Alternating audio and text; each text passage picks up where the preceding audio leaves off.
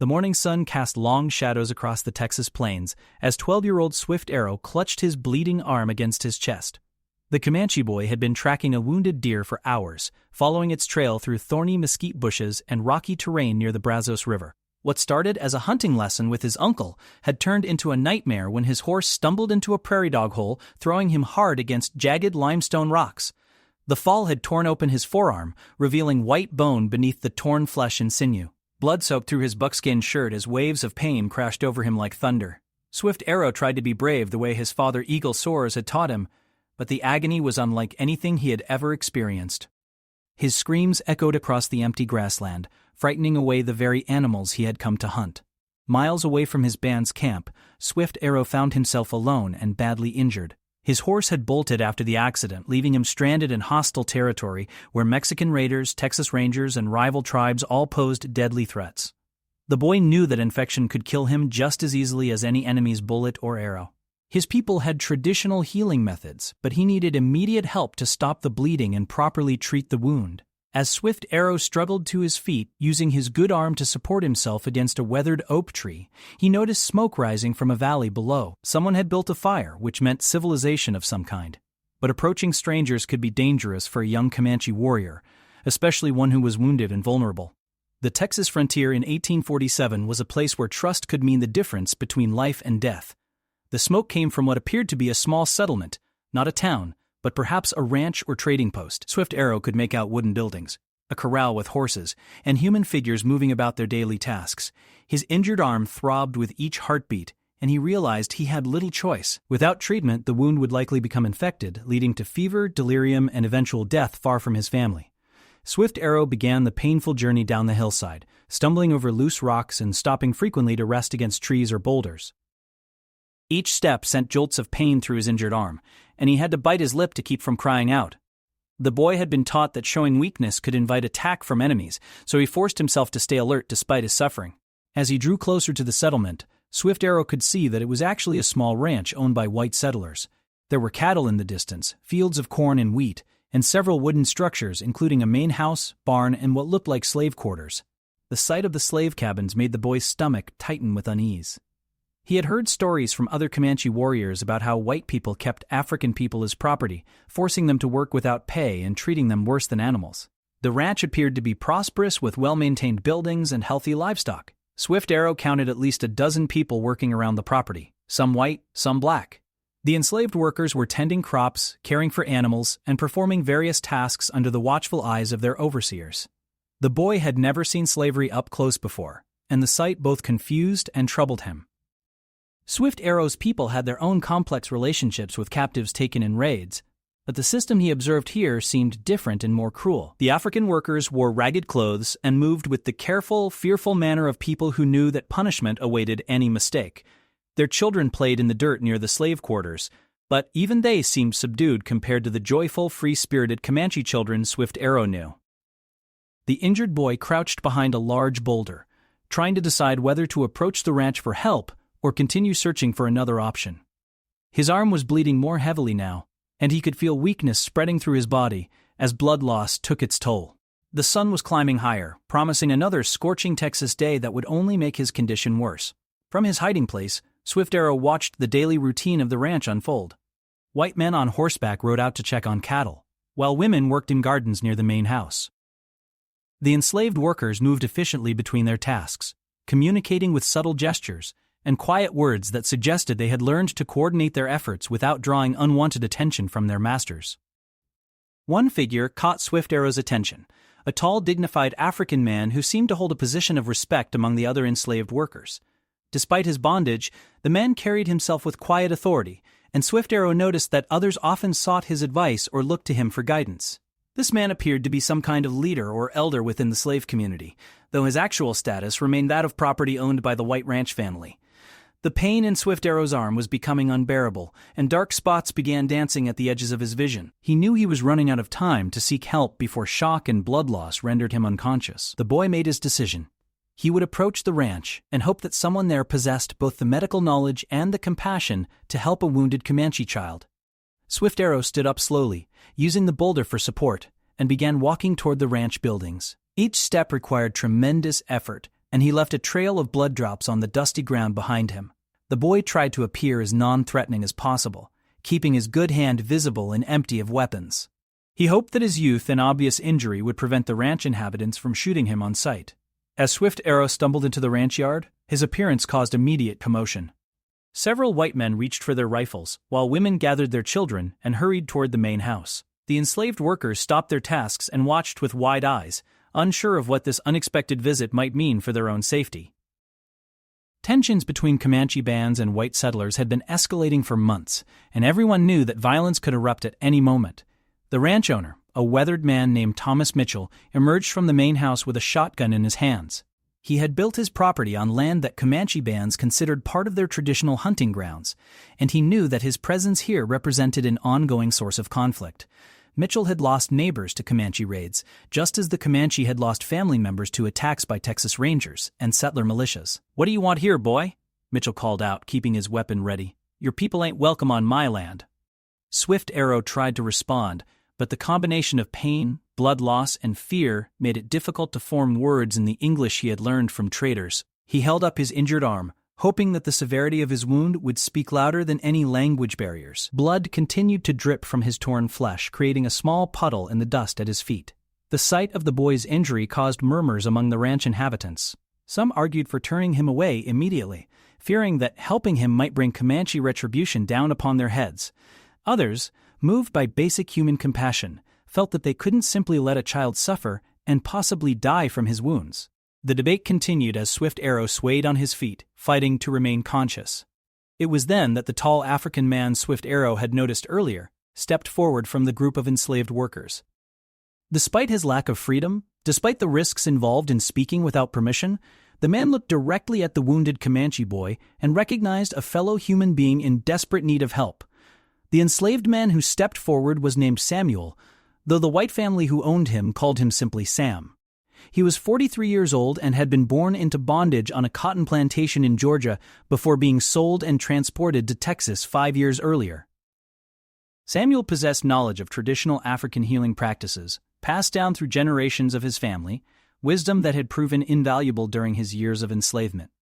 Samuel had treated injuries and illnesses among the enslaved community many times, using herbs, roots, and techniques his grandmother had taught him in secret during his childhood. His healing abilities had earned him a measure of respect even from some of the white ranch inhabitants, though this respect never translated into freedom or better treatment. He remained property, subject to being sold, punished, or killed at his master's whim. When Samuel saw Swift Arrow's severe injury, his healer's instincts overrode his concern for personal safety. The boy was clearly losing blood rapidly, and without immediate intervention, he would likely die within hours. Samuel had seen similar wounds before, deep lacerations that exposed bone and damaged major blood vessels. Time was critical if the child's life was to be saved. "Master Mitchell," Samuel said quietly, his voice steady despite the tension in the air, "that boy's gonna bleed to death if somebody don't help him soon. Wound like that needs proper tending, and it needs it now." Thomas Mitchell turned his weathered face toward Samuel, his expression showing both surprise and irritation at the enslaved man's boldness in speaking without permission. The ranch owner was not accustomed to his property offering opinions, especially during potentially dangerous situations involving hostile Indians. However, Mitchell also knew that Samuel possessed medical knowledge that none of the white ranch inhabitants could match. "You keep your mouth shut unless I ask you to speak," Mitchell growled, but his tone lacked the usual venom he reserved for disobedient slaves. Deep down, the ranch owner found himself conflicted about the situation. His hatred for Comanche raiders was well established, but this was clearly just a wounded child, not a war party preparing to attack.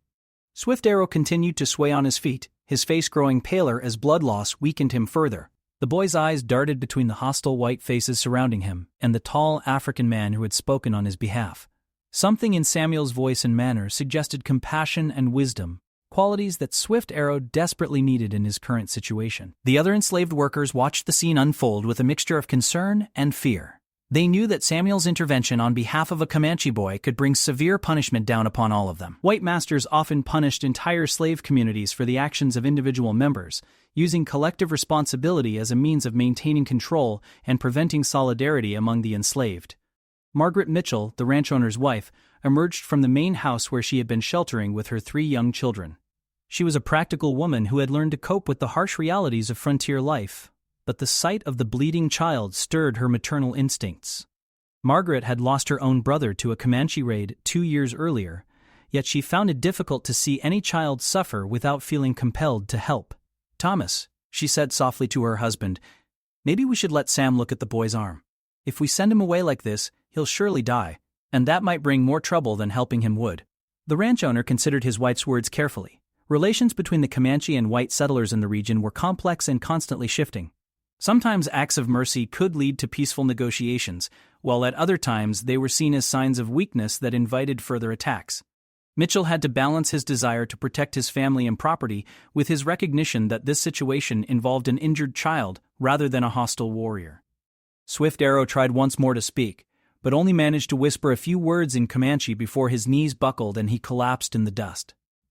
The sudden fall sent a fresh wave of blood spurting from his wound, creating a vivid red stain on the ground. The boy's breathing became shallow and rapid, classic signs of shock from severe blood loss. Samuel could wait no longer. Without seeking permission from his master, he rushed forward and knelt beside the unconscious Comanche boy. The enslaved man's hands moved quickly and efficiently, applying pressure to the wound while assessing the extent of the damage. His years of experience treating injuries had taught him to act first and worry about consequences later when life hung in the balance. "Master Mitchell," Samuel called urgently, "I need clean cloths, hot water, and needle and thread if you got him. This boy's lost a lot of blood, but I can save him if I can get to work right now."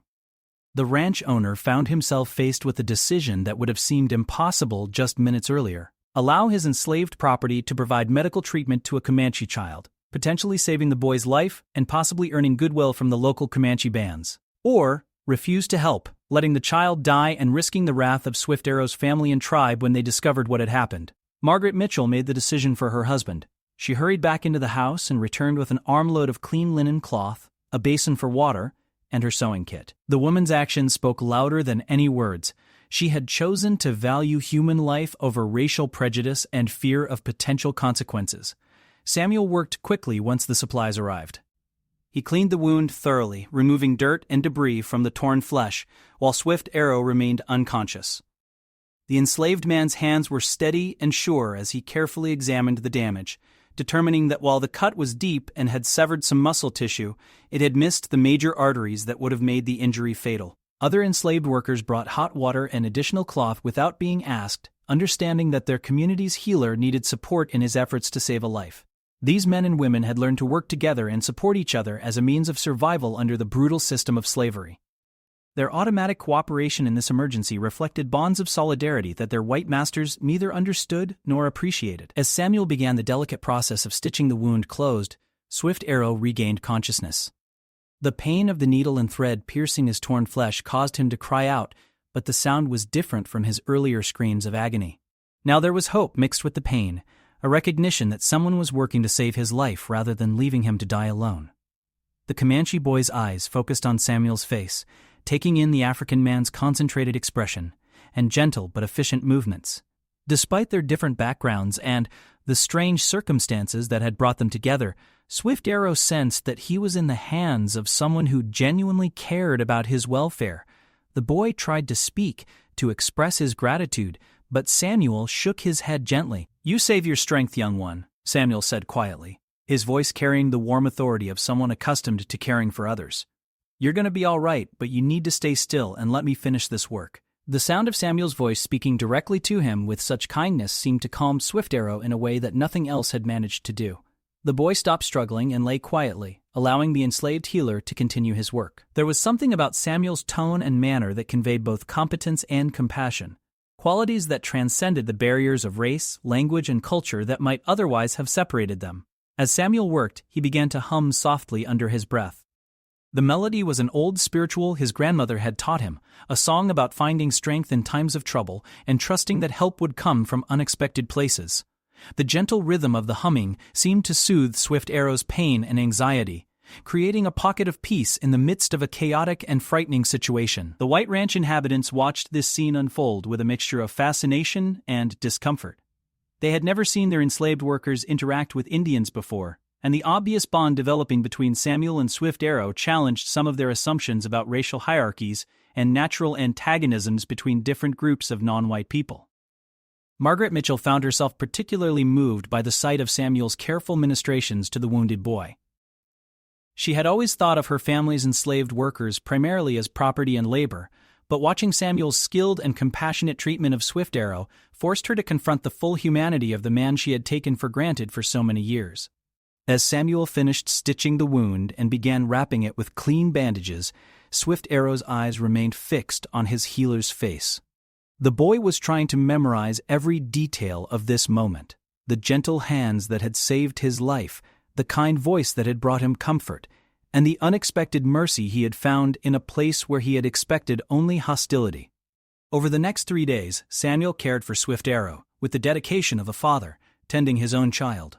The enslaved man had convinced Thomas Mitchell to allow the wounded boy to recover in a small storage room attached to the slave quarters, arguing that moving him too soon could reopen the wound and undo all their efforts to save his life.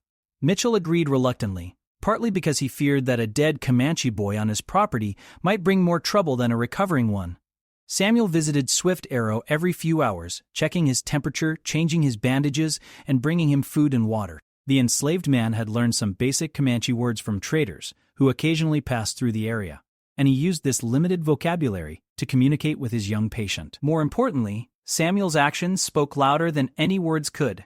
His gentle care and obvious concern transcended language barriers. Swift Arrow had never experienced such dedicated medical attention from anyone outside his own family. Among his people, healing was often a community effort involving medicine men, family members, and traditional remedies passed down through generations. But here was a man who belonged to a different race and culture entirely, yet who showed the same level of commitment to his recovery that Swift Arrow's own mother or grandmother might have displayed. The other enslaved workers on the ranch also played a role in Swift Arrow's care, bringing him food, water, and companionship during his recovery. These men and women understood what it meant to be vulnerable and dependent on others for survival, and they extended their natural solidarity to include this wounded Comanche child. Their kindness came despite the risks they faced. Helping an Indian could be seen as rebellion against their white master's interests. On the second day of his recovery, Swift Arrow attempted to communicate more directly with Samuel. Using a combination of basic English words, hand gestures, and simple drawings in the dirt, the boy managed to convey his name and his gratitude for the care he had received. Samuel responded by sharing his own name and telling Swift Arrow about his family, including the children he had been forced to leave behind when he was sold and brought to Texas.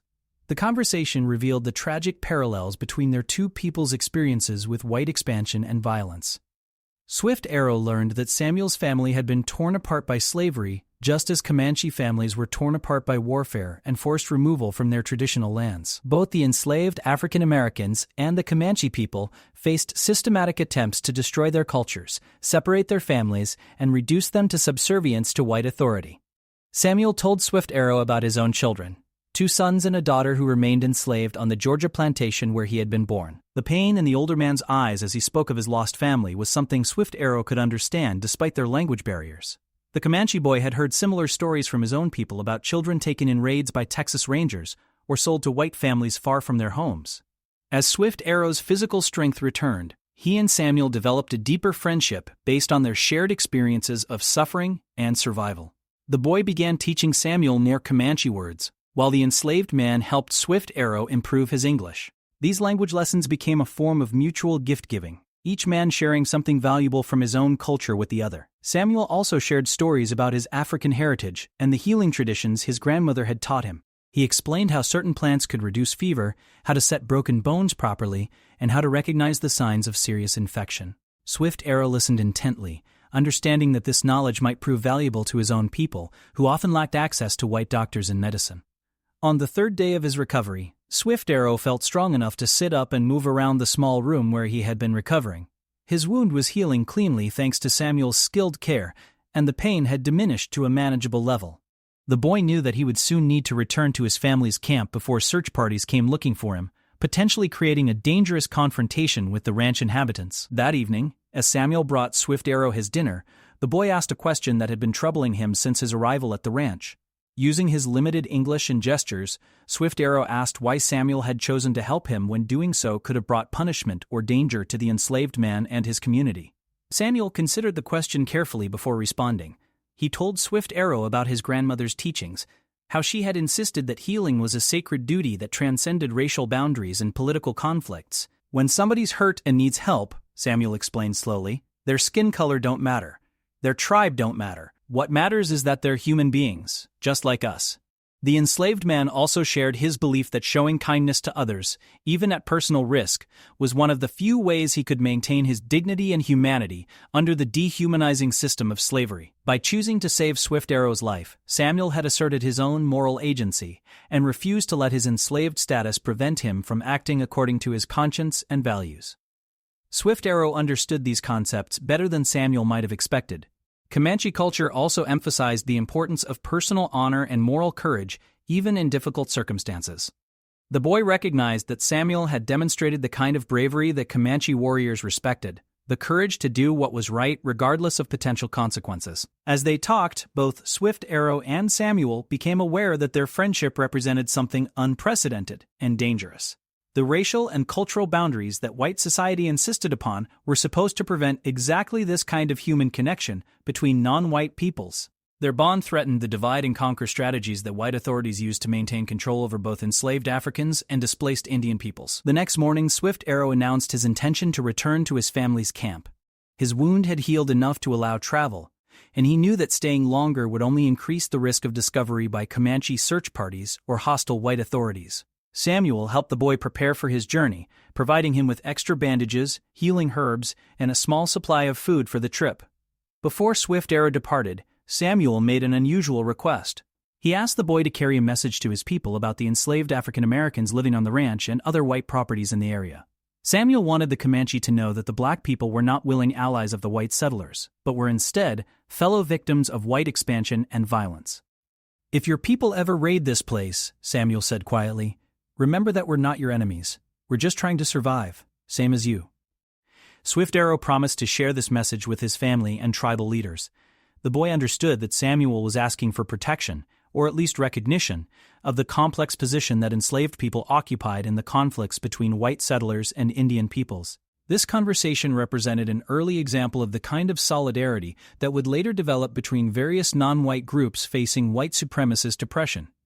As Swift Arrow prepared to leave, he and Samuel exchanged gifts as a sign of their friendship and mutual respect.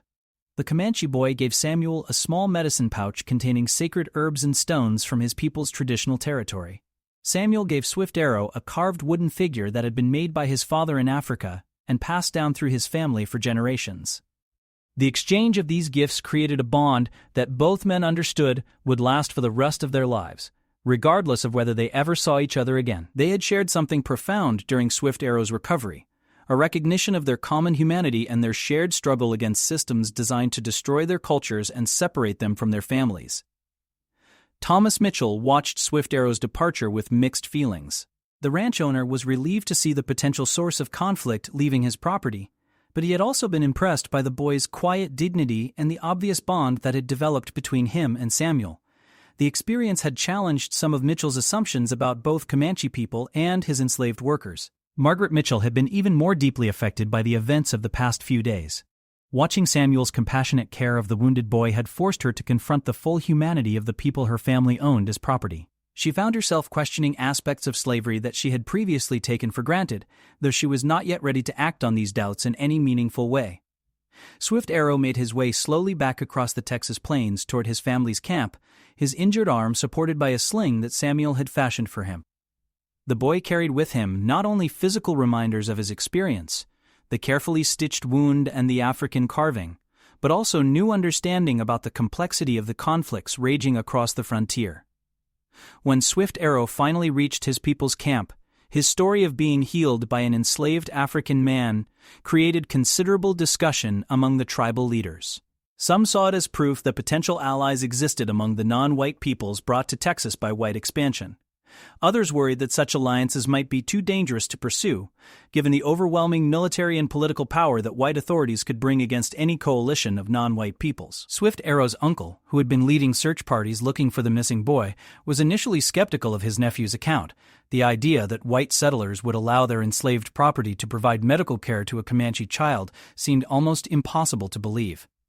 However, the quality of the medical treatment Swift Arrow had received, evidenced by his clean wound and proper bandaging, supported his story about Samuel's healing skills.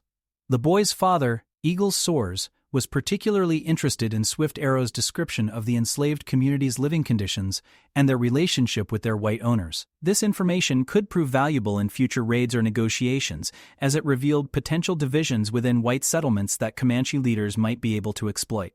Most importantly, Swift Arrow's experience had planted seeds of understanding about the shared struggles of different non-white peoples under white supremacist systems. These seeds would grow and develop over time, contributing to later alliances and solidarity movements that would challenge the racial hierarchies that white authorities worked so hard to maintain. The friendship between a wounded Comanche boy and an enslaved African healer had lasted only 3 days, but its impact would ripple through both communities for years to come. It represented proof that human compassion and solidarity could transcend the artificial boundaries created by systems of oppression, offering hope for a different kind of future, built on mutual understanding rather than racial hatred and fear.